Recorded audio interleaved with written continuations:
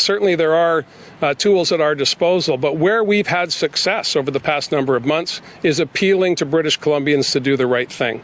Other jurisdictions, as you know, put in place fines early on.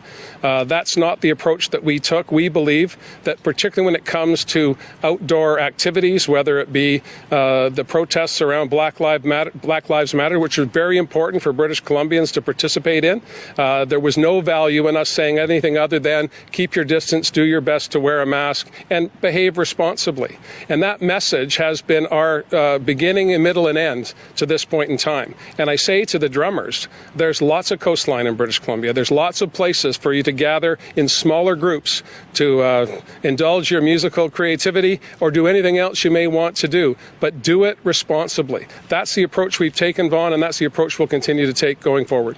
I don't believe we opened too quickly. Our numbers, our daily case counts when we moved to phase 3 were very low, some days single digit. Again, the envy of Canada in that regard. Dr. Henry's work with local officials, her work with federal health authorities has also been very helpful to us. We said from the beginning that mobility rights in Canada were fundamental, and if people wanted to come to British Columbia, they're welcome, but they needed to do from other parts of Canada. But they needed to do so mindful that they were coming to someone else's neighborhood, someone else's community, and they should behave as they would expect others to behave when they came to their neighborhood and to their community. So I don't believe we started too soon. I think our timing was about right. We did anticipate an increase in caseload because there's an increase in interactions with people. But that doesn't mean that you can be reckless. And some of the images I've seen in Kelowna, and look, it took me back to my youth. My buddies from here on the island would go to the Okanagan to enjoy the good hospitality and spectacular weather and great beaches at Skaha and Okanagan.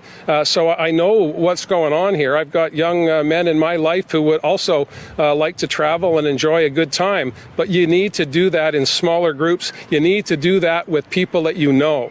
It's not the time to make new friends. It's the time to reinforce the relationships you do have. And again, it's not forever. It's just for now. But we cannot go back to just regular interactions randomly. We need to be able to trace and contact those that we've come into contact with.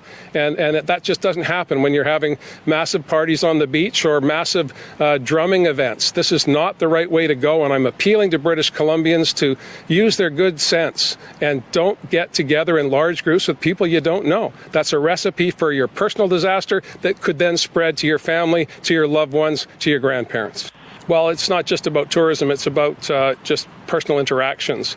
We have an ability to regulate activities by businesses where they open their doors for commercial purposes, invite people in.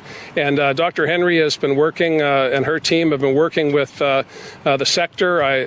Certainly the hospitality, restaurant, food and beverage sector has been very responsive and very attentive to the need to make sure that their businesses can continue to operate successfully for themselves, for their employees, and for their patrons. So I believe it's appropriate that we tweak those recommendations from health authorities as we see the need.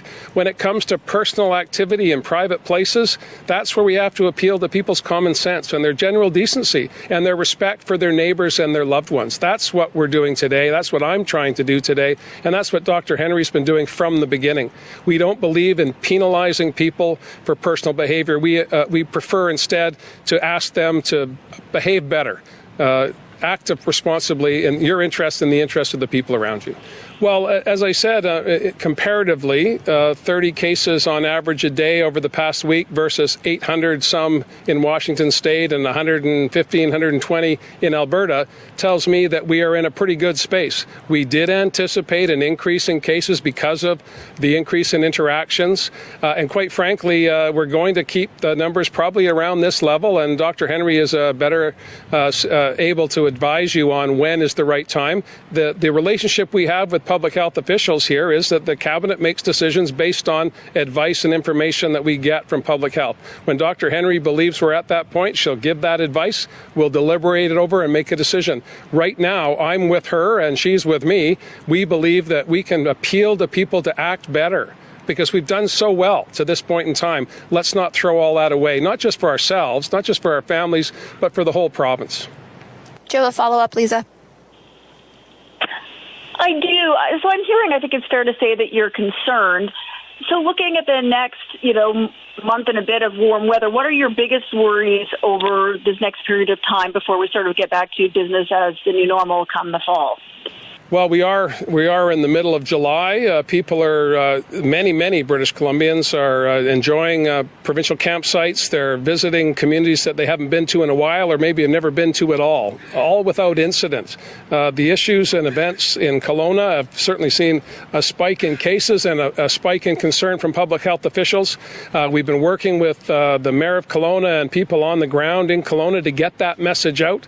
Operators of resorts have to act responsibly as well. That is an area where we do have regulatory abilities, and we have done that. Dr. Henry has increased some of the restrictions with respect to nightclubs and so on. So we'll keep monitoring it and taking the steps that we believe are in the best interest of British Columbians. But at this point, it's steady as she goes. Again, appealing to British Columbians to act responsibly, use your common sense. If you can't physical distance, wear a mask. And for goodness sakes, if you're sick, do not go out. Do not go to work.